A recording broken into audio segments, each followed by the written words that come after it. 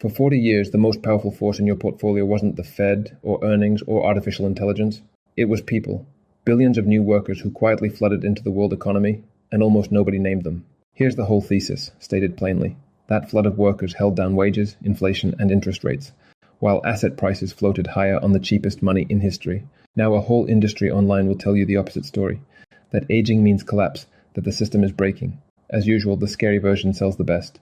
But the honest story is more useful. The tide that lifted everything has turned, and the next 40 years may look nothing like the last.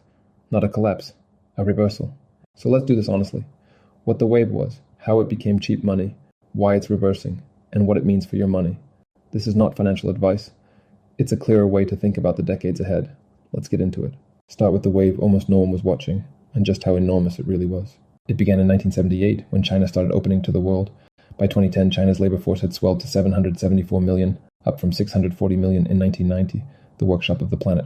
Then the Berlin Wall fell in 1989, and the Soviet Union collapsed in 1991. Almost overnight, all of Eastern Europe, another 200 million workers, joined the world's trading system. Economists have a name for what happened next. China, India, and the former Soviet bloc joining global trade roughly doubled the world's workforce, from about 1.5 billion workers to nearly 3 billion. They called it the Great Doubling. And here's the twist that quietly made investors rich. With a flood of new workers but the same factories and machines, the capital backing each worker collapsed to just 61% of its old level. Labor was suddenly cheap, and the owners of capital reaped the difference. And the world doing all this work was young. Back in 1970, across the rich world and China combined, under 7% of people were over 65. A young planet with workers to spare. A flood of workers explains low wages. But how does that become the best 4-decade stocks and bonds ever had? Follow the chain. It works like this. A flood of workers weakens labor's bargaining power. Weak wages mean low inflation. Low inflation lets central banks cut interest rates. And falling rates lift the price of almost every asset. You can see it in the price of money itself. In June 1981, to break inflation, the Federal Reserve pushed interest rates to a record 19%. That was the peak. From there, for 40 years, rates mostly fell. The 10-year Treasury yield tells the same story. It peaked near 16% in 1981 and fell almost without pause to a record low around 0.5% by 2020. 4 decades of falling rates. And it went to an extreme almost no one thought possible. After the 2008 crisis, the Federal Reserve cut rates to essentially zero and held them there for 7 straight years, the longest stretch of near-free money in American history. There was a second tailwind too. All those workers, especially across Asia, saved enormously. That money flooded into global bond markets, a savings glut that pushed long-term rates down even further. Put it all together, and you get the best bond market in living memory. From 1981 to 2011, long-term US bonds returned more than 11% a year for 30 years, the kind of performance a whole generation came to treat as simply normal. So this is the world investors learned in: falling rates, cheap money, markets that always seem to go up. It felt like the natural order. It wasn't. It was demographics, and demographics just turned. Every wave has a peak. The labor flood already crested, and the data shows exactly when the tide began running the other way. Start with the country that powered it all. China's population peaked at 1.41 billion at the end of 2021, and then began falling for the first time since 1961. Its workforce is still vast, 858 million people, about 61% of the country. But that share is now shrinking every single year. The engine that powered global growth is quietly losing power. By the end of 2024, it had fallen 3 years running, and it's aging at breathtaking speed. China now has more than 310 million people over 60, above 300 million for the first time ever, more than a fifth of the entire country. It's not just China. Across the rich world, the share of people over 65 has doubled since 1970 to about 18%, and it's heading for 30% by 2060. At the same time, the world is trading less freely. Reshoring and tariffs are walling off the cheap labor pool that defined the old era. The IMF estimates severe fragmentation could cost up to 7% of global output. Demographics sounds abstract until you put a number on it. So here's the number that quietly governs your retirement and your purchasing power. Think about Social Security. In 1960, there were 5 workers paying in for every retiree drawing out. By 2023, that had collapsed to under 3. By the 2030s, it's headed for 2. Here's why that matters far beyond pensions. Retirees still consume food, housing, healthcare, but they no longer produce. Fewer producers for more consumers is structurally the opposite of the last 40 years. It pushes prices and wages up, not down. And the second tailwind reverses too. Those high-saving workers are retiring, and retirees spend their savings. They don't build them. As that savings glut drains away, the downward pull it had on long-term interest rates fades with it. You can already see the strain. Social Security's $2.7 trillion trust fund is projected to run dry around 2034. After that, current taxes cover only about 80% of the benefits already promised. The economists who named this reversal put it bluntly: As societies age, scarce workers regain bargaining power, savings get spent down, and the long disinflation goes into reverse. A clean story is a warning sign.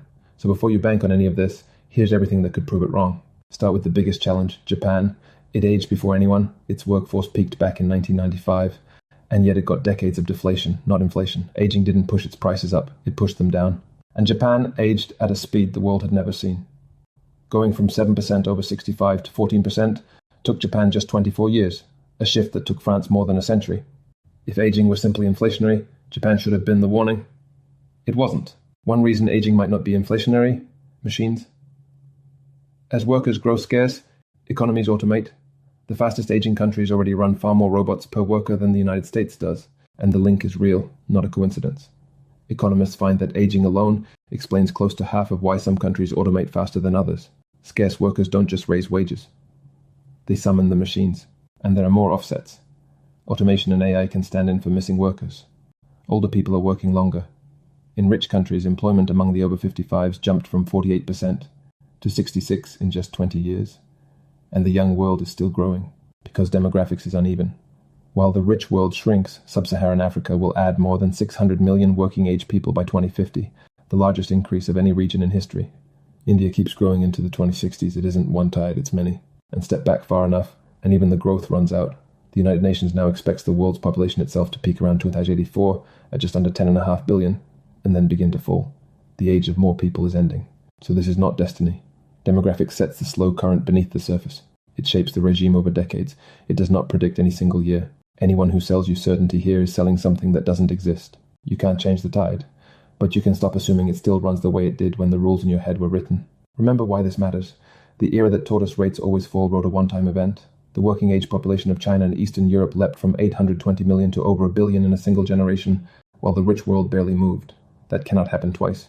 And we got a preview of the reverse in 2022. When inflation surged and rates spiked, US bonds had their worst year on record, down 13%. The asset that always cushions a portfolio simply didn't. And it wasn't only bonds. The classic 60-40 portfolio, stocks and bonds together, the supposedly safe mix, fell about 17% in 2022, its worst year since 1937. When the regime changed, the rule that bonds always cushion stocks simply broke. Even official forecasters now price a different world.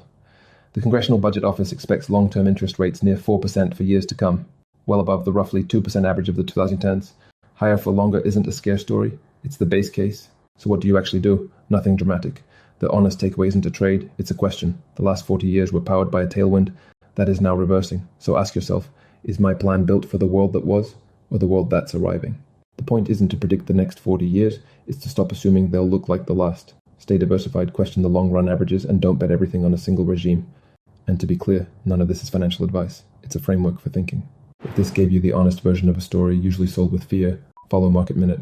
Next time, I'll break down what a higher rate world actually rewards. I'll see you there.